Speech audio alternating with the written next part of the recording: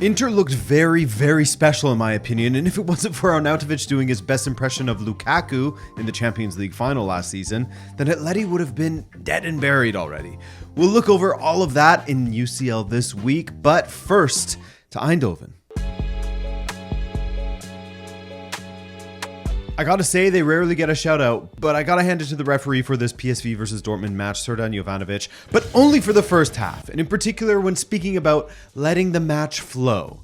He was letting a lot of things go, and as a neutral, I didn't care because at least he was being consistent. It made for a full-blooded end-to-end match at times. He would let them play on and come back to card players later. He wasn't falling for some slip-ups. He allowed hard but fair tackles. I enjoyed that, but then he ruined it all. Dortmund largely had control of this match early on. However, they were struggling to carve out decent chances with all of the control that they had.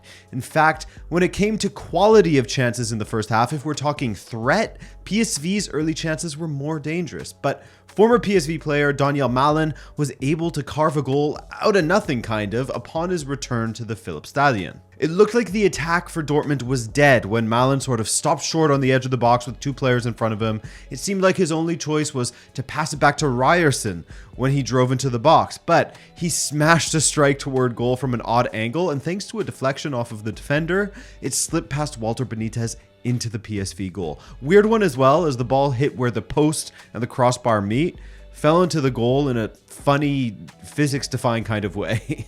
The first half continued on like this, with PSV looking threatening, but unable to find runners on the end of dangerous balls into the box, and when they did, ultimately fluffing their lines. Bakayoko had a decent chance that springs to mind. But in the second half, they would continue to buzz and would find their way into the match via a penalty. And I'm curious to hear what you guys thought of this one.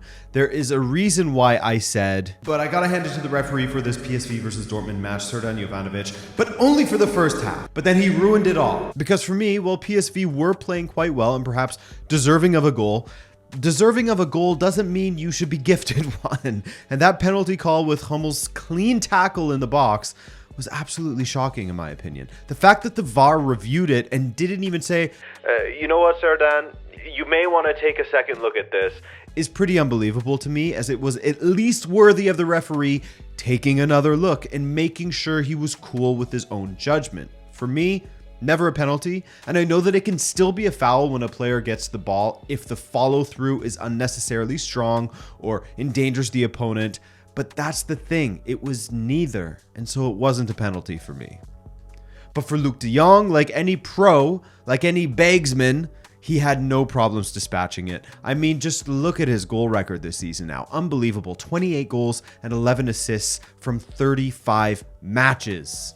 In the second half, PSV were certainly the more dominant of the two sides and perhaps should have taken the lead, but this one ended 1-1, an absolutely advantaged Borussia Dortmund. They go back to the Westfalenstadion, not with an advantage on the score sheet of course, but certainly by the fact that they are playing at home in this second leg. They only lost to Bayern, which is an auto loss, let's be honest, and RB Leipzig when playing at home this season. So we'll see these two face off in quite a few weeks.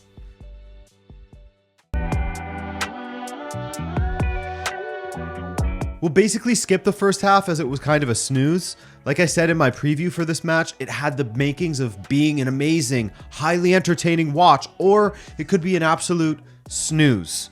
And the first half took on the latter. However, in the second half, Inzaghi and Simeone were both forced into some changes, and Simeone's was more notable for how it affected the flow of this match and the outcome, in a negative way for Atleti. So Jimenez was forced off, and so Witsel was played through the middle of the back three with Savic on the right of the back three. Now, Jimenez was tending to stay back the furthest out of all of the Atleti defenders when he was on the pitch, with Hermoso and Witsel straying a little bit forward at times. This became a big issue in the second half, as Savic's lack of pace, coupled with Witsel stepping forward at times still, meant that Inter found a lot of joy on the counter. That's where their goal came from. On top of that, Savic and Molina on the same side wasn't effective in stopping Di Marco, Bastoni, and Mkhitaryan on Inter's left, so they were a major threat with their crossing into the box from that left side. One of the attackers that benefit from those deliveries from the left was Arnautovic, with 3 solid chances in quick succession in the second half, the third being the best of them. Great 1-2 with Martinez, and then he blasted it over the bar from about, maybe 6, 7, 8 yards out. Really poor from Arnautovic, and I'm sure plenty of Inter supporters kind of wish that they held on to Dzeko in those moments, as he went on to miss another chance, and he started to get booed. After Atleti coughed up possession in their own half, Inter killed them with a quick break. The ball went through to the last guy Atleti would want to see running in on goal alone, Lautaro, and while his initial effort was saved by Oblak, there was nothing Molina nor Oblak could do to stop the follow-up from Arnautovic, even though they came close to doing so. So Arnautovic got his goal, finally, even though he missed 2 massive gotta-be goal level chances prior to that. He was quite wasteful, and I think that if you had offered Simeone this result prior to the match, a 1-0 loss away at the San Siro, he wouldn't have bit your hand off for it, but he wouldn't have spit on you either. A lone goal isn't a massive deficit for Atleti to overturn back at the Metropolitano. And that's the thing, that's where the danger is. And that will no doubt cause Arnautovic a sleepless night. You now have to go away to the Metropolitano, where Atleti have turned the stadium into a fortress this season for the most part, dropping points there only twice. One of those times was in the Copa del Rey and comes with Atleti's poor form lately. That was a loss. And the other was a 3-3 draw with Getafe, where Atleti were a man down from the 38th minute onward. They've won every other match at the Metropolitano. That's why you absolutely must bury those chances against Atleti and increase that deficit when you can, which of course Arnautovic failed to do. Will it end up costing them? We'll have to wait and see for another, 3 weeks. These two don't meet again until March 13th, so don't hold your breath, anyone. This was my immediate reactions to these matches, so there will be a wardrobe change for tomorrow's Adrian. And tomorrow's Adrian will take over. It's been a chaotic season for Napoli, hasn't it? Mazzarri has been sacked already, that after Rudi Garcia, and in comes caretaker manager number 2 of the season, Francesco Calzona, who is also the coach of the Slovakian national team. But he also was on Luciano Spalletti's coaching staff at Napoli during the 21-22 season. He was an assistant from 2015 to 2018 under Sarri. Safe to say he's familiar with his surroundings, On top of that, they have been without Victor Osimhen for some time now due to AFCON, but he made his return for this match up against Barcelona. Barcelona, in fact, haven't had the calmest season themselves, what with Xavi stepping down and everything. And now, Xavi and the staff are on a rat hunt. They're trying to sniff out a dressing room rat at the moment, as reported by Javi Miguel of El Chiringuito. The only question is, did the rat leak that they were on a rat hunt? The first half was fairly unremarkable, with Politano having the lone opportunity for Napoli to score, while Barcelona came close with a couple of opportunities. Gundogan in particular forced an incredible save out of Meret. Meret with a few good saves on the day, actually. He was quite solid. But in the second half, we had dueling strikers, which is always fun to see. First off, we saw Robert Lewandowski actually resembling Robert Lewandowski, the one we all knew and loved back in the day. A pretty simple, not quite Route 1, but simple attack from Barcelona through the heart of Napoli, with Pedri playing it forward to Lewandowski on the edge of the box, and him stepping inside and hitting it low past Meret at the near post. Smooth goal from him. And it's nice to see, actually. He was deservedly getting some heat for his performances this season, as he was in some poor performances. But of late, he has scored in 4 consecutive matches now, scoring from open play as well. Yeah, I mean, he hasn't been Pendowski. Man can score from open play despite that slow start to the season. However, another man has returned for Napoli, Victor Osimhen, as I mentioned, and he had a nice striker's goal here, didn't he? As he absolutely spun Inigo Martinez, then rolled the ball past Ter Stegen.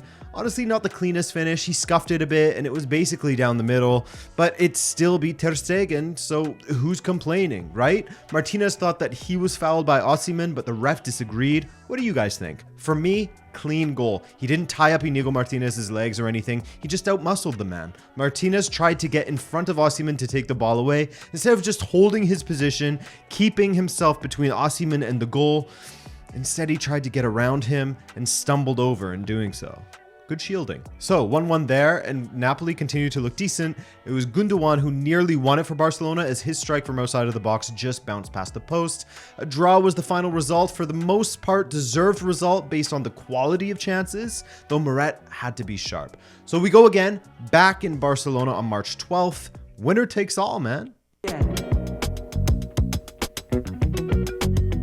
Now, Porto versus Arsenal, and Porto were the much better team early and really should have taken the lead in the 21st minute when Galeno failed to convert from 6 yards out. He hit the post with his first effort, and it came back to him perhaps just a bit too quickly as he put the ball just beyond the post with the follow-up from about 3 yards out. Truly a mad moment, and one that Porto could go on to rue. Will they? You know, copy-paste everything I said about Arnautovic's misses against Atletico Madrid from yesterday. Or will they? We'll see. I mean, you know the score. Because while Arsenal had much of the ball, they had an incredibly difficult time breaking down this Porto side that was predictably super well organized, with Varela in front of Pepe and Octavio, who kept Diogo Costa well protected for the most part. By the way, Pepe became the oldest outfield player in the knockout stages of the Champions League. What a career, man, captaining Porto to this result. While Porto had less of the ball, they definitely had the more dangerous opportunities. Hard to think of one dangerous moment from Arsenal in the first hour or so. I guess maybe Saliba from that corner in the 35th minute. But after that, things dried up for Arsenal. Where Arsenal started to find some joy at times in the second half was on the counter, as Martinelli looked like the most likely combatant to create some magic for them. You know, there was a moment around the hour mark, 62nd minute or so, where he just touched the ball around Pepe and nearly collected it on the other side, but Pepe was covered well by Varela. Honestly, he may have been the man of the match in this one for Porto, if not for that final minute. Similarly, Rice was probably the man of the match for Arsenal, as he was his typical self, very busy in breaking up the play in front of his own back line, while simultaneously launching Arsenal attacks with quick outballs to the wings. It was quite the stalemate, wasn't it? With Porto improving the longer this match went on, while Arsenal just looked absolutely lifeless and sort of resigning to just a draw. They were shut out of this game by a Porto side that was superior to them. Not a single shot on target for Arsenal, and they only had 6 attempts. As for Porto, 8 attempts, and that 8th attempt was the most important one of them all. Galeno, the man who had that horrible miss earlier, took his bangers only pills this morning, or yesterday morning. He couldn't finish from 6 yards, he couldn't finish from 3 yards, but he could absolutely step in from the left flank and curl one into the far corner. Stunning strike from Galeno, curling it all the way around Raya. Galeno, in the 94th minute, wins it for Porto. Huge result, and they'll take that 1-0 lead to London for March 12th, as you'd have to expect that Arsenal will be much better playing in the stadium where they have defeated Man City and Liverpool already this season. They also lost to Liverpool and West Ham during their drab patch, so take from that what you will, right? Should be a fascinating one either way. Expect the same sort of defensive solidity from Porto and that threat on the counter through Galeno. All right, fellas, that's all for this week's matches. I hope you enjoyed this one, and as always, I'm looking forward to reading through your thoughts, your analysis on the matches. The Champions League will return again, and this series with it on March 5th. So be sure to subscribe so you don't miss any more of our coverage. Beyond that, I'm Adrian, and thanks for stopping by. Ciao.